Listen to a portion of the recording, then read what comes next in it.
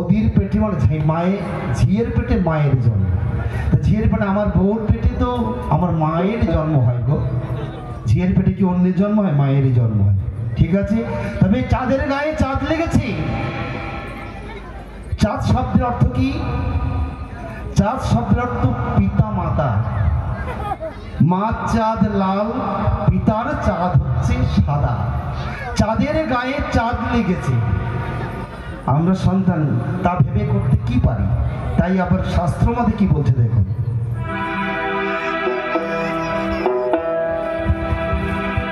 ওরে দুই চাঁদে এক চাঁদের উদয়, দুই চাঁদে চাঁদের উদয়, এসেছে গৌর রূপে নদিয়ায় নদিয়ায় নদিয়ায়। রাধা কৃষ্ণ দুই তনু এক হয়ে গৌর রূপে অবতীর্ণ হয়েছেন সচি গর্ভী জগন্নাথ মিশ্রের ঘরে। আমার সোনারে গৌর নিমাই চাঁদ, তাই না? হ্যাঁ, দুই চাঁদে এক চাঁদের উদয়। রাধা কৃষ্ণ দুই চাঁদ, রাধা এক চাঁদ, কৃষ্ণ এক চাঁদ। রাধা কৃষ্ণ দুই তনু একত্রিত হলে ওমা আমরা তো হরিনাম করি, তাই না? হরে কৃষ্ণ কৃষ্ণ কৃষ্ণ হরে হরে, হরে রাম রাম রাম হরে হরে। এই নামের মাহাত্ম্য কি আমরা সবাই জানি?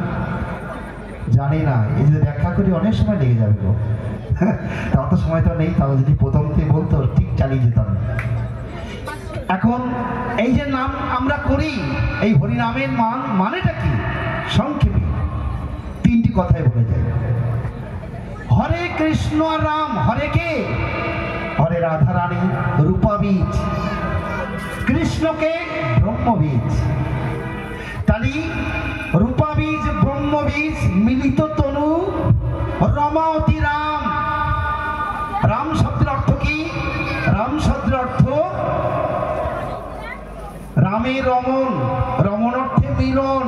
কিসের মিলন? ভক্ত ভগবানের মিলন, জীবাত্মা পরমাত্মার মিলন, রাধা কৃষ্ণের যুগল মিলন।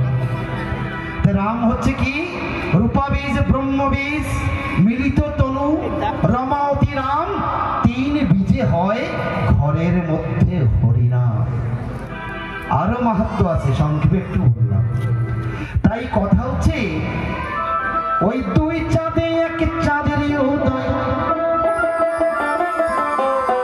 এসেছে গৌর রূপে নদিয়ায় নদিয়ায় নদিয়ায়। চাঁদের গায়ে চাঁদ লেগেছে দেখবি যদি, চাঁদের গায়ে চাঁদ লেগেছে দেখবি যদি। ওই দুই চাঁদে এক চাঁদের উদয়, দুই চাঁদে এক চাঁদের উদয়। চাঁদ হতে চাঁদের উদয় হয়। পিতা না মরলে পুত্রের জন্ম হয় না, পিতা না মরলে কখনো পুত্র বা কন্যার জন্ম হয় না। আমি মরি, আমার পুত্র সে এক চাঁদ, চাঁদ থেকে চাঁদ। তাই দুই চাঁদে এক চাঁদের উদয়, দুই চাঁদে এক চাঁদের উদয়, এসেছে গৌর রূপে নদিয়ায়। চাঁদের গায়ে চাঁদ লেগেছে দেখবি যদি।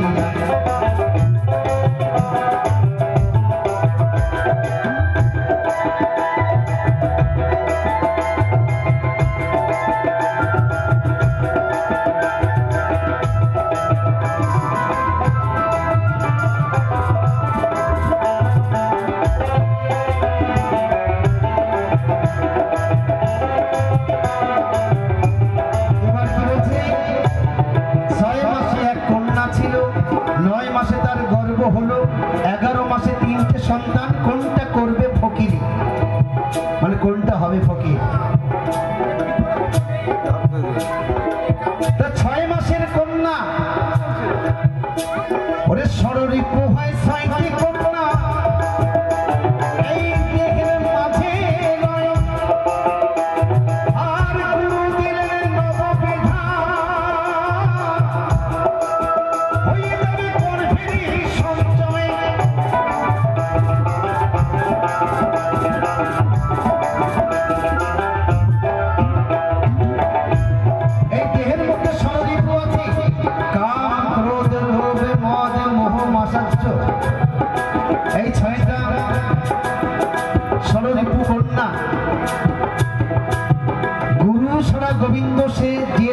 ভজন করে সে পাপী নরকেতে মজে।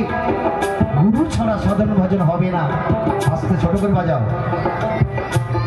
আমি যদি গুরুর কাছ থেকে দীক্ষা না নিয়ে এখানে হরিনাম কৃষ্ণ নাম করে যাই মাগো, আমি তো পাপ করবই, আর আমার মুখ থেকে যারা যারা শুনবে তারাও সমান পাপের পাপী, আমার চেয়ে বেশি পাপ করবে। কারণ আমার এই সনাতন ধর্মে আছে নিজে আচার্য ধর্ম জীবকে শিখাও, তাই না? আমি আচার করলাম না, আমি মায়ের চরণে প্রণাম করলাম না, বাবার চরণে প্রণাম করলাম না, আর আপনাদের সকলকে বলে গেলাম তোমার মা ভজো বাবা ভজো, হয় নাকি? আমি আমার মা বাবাকে ভক্তি করি, তাহলে আমি যে নিজে আচার না করি অপরকে কি করে শেখাবো গো, তাই না? তাহলে গুরু ছাড়া সাধন ভজন হবে না। তা মান যখন গুরুর কাছ থেকে দীক্ষা নেওয়া হয়, গুরু কর্ণমূলে মন্ত্র দেয়, নববিধা ভক্তি দেয়, শত রজতম সহজান খান্তি আর যা মে বচ জ্ঞান বিজ্ঞানম মস্তিকম ব্রহ্ম কর্ম সমভজম। এই নববিধা ভক্তি যখন কর্ণে দেবে, ছড়ারি পোহায় সাইটি কন্যা দেখে মাঝে রয়,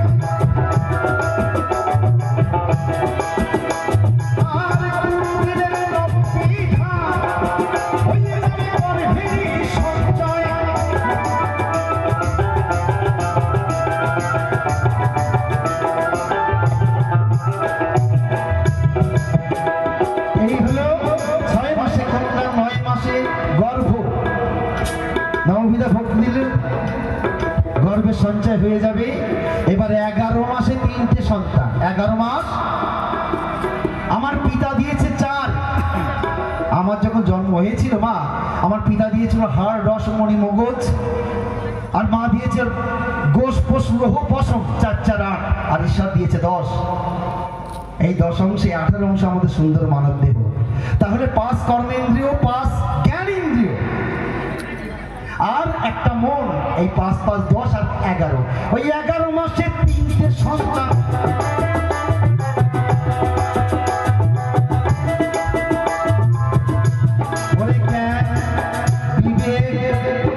বৈরাগ্য হয়, বৈরাগ্য হয়, চাঁদের দেশে দেখবে জমিয়ায়। তাহলে 11 মাসে 3টে সন্তান, জ্ঞান বিবেক বৈরাগ্য। কোনটা ফকির হবে? যে বৈরাগী হবে। এই বৈরাগীর একটা মানে আছে মা, বলে যাই, আর বলবো না, তার মধ্যে আসবো না। বৈকালে বৈদিক ক্রিয়াহীন রয়াকারে রাধা কৃষ্ণ ভজে চিরদিন, গয়দীর্ঘি খারে গিরিধারী গোপীজনার বল্লভ ধান, চৈতন্য মন্ত্র গুরু যেদিন কর্ণে দেবে। সেইটাই হচ্ছে বৈরাগী। তাই বৈরাগীটা হবে ফকিরি। তাই 6 মাসের কন্যা, 9 মাসের গর্ভ, 11 মাসে 3টে সন্তান, জ্ঞান বিবেক বৈরাগ্য। বৈরাগীটা হবে ফকির। এইবার বলছে ঘর আছে দুয়ার নেই, লোক আছে তার বাক্য নেই, কে তাহারে আহার জোগায়, কে দেয় গো সন্ধ্যাবার। তাই তো বাবা? তাই বলছে আমার পিতা যেদিন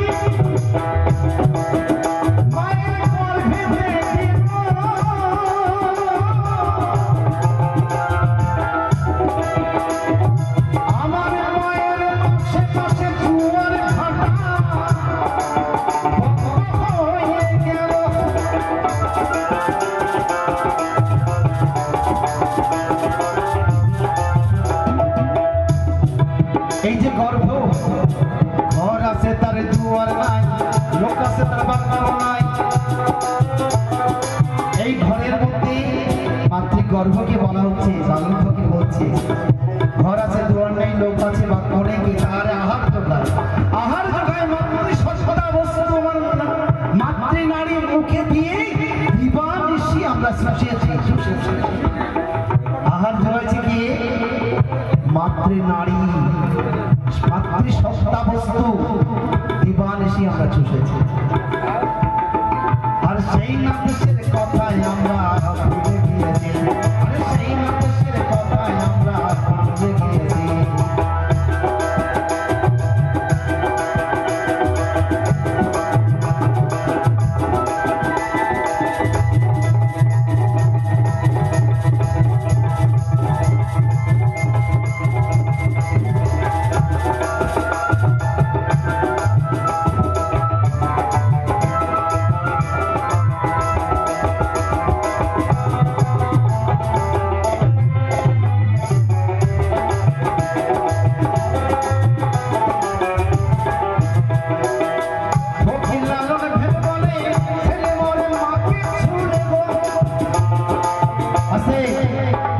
এ কোথাকার কথা?